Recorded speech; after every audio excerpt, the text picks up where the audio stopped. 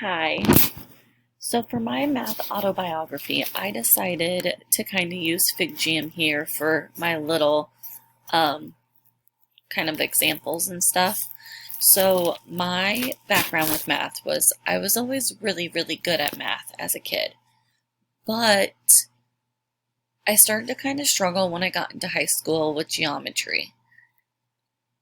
When it came to like the graphing part, that's where I kind of lost it.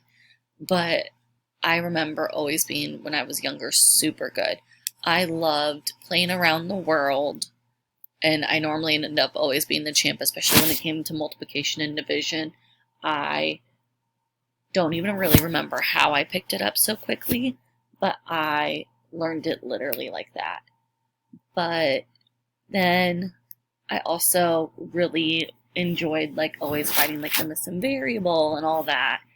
And then I always was that one person who loved trying to remember formulas for certain things and adding and all that. I remember I was always the person that, like, if someone needed help in my family, they would always just call and they'd be like, hey, can you help me? And I would even be able to do it over the phone. And so I always loved math growing up. It was one of my favorite subjects.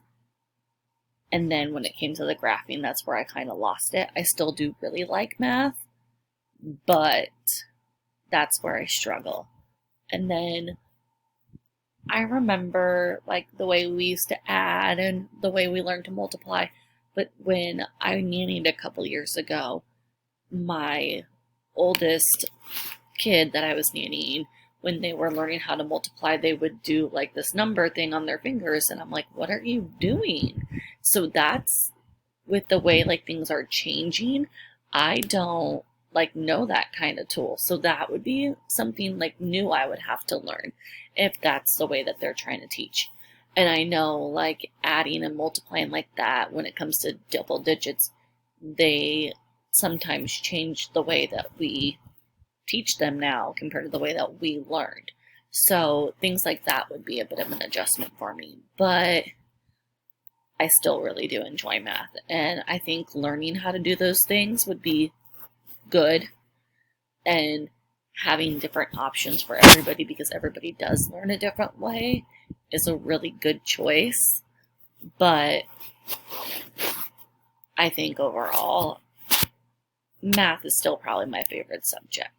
Reading would probably be second, but I think with my love for math as a child, it will always kind of trump everything else. Thank you. Bye.